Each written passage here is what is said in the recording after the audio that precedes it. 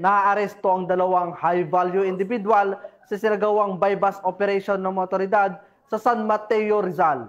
Ang buong detalye ng report mula kay Patrolman John Lawrence Ilagan.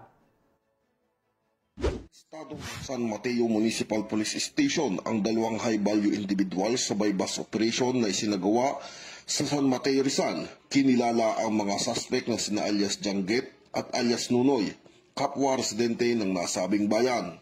Nasabat mula sa kanila ang 13 sachet ng hinihinalang shabu na tumitimbang humigit kumulang 50.3 gramo na may halagang 342,040 pesos.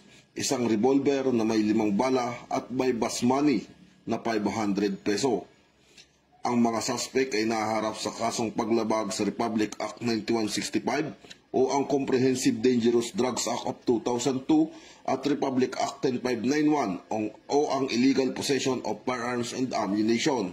Ayon kay Police Colonel Politeo A. Gonsalgo, Provincial Director ng Rizal Police Provincial Office, ang operasyon ay bahagi ng pinagting ng kampanya laban sa illegal na droga at kriminalidad sa kanilang lalawigan.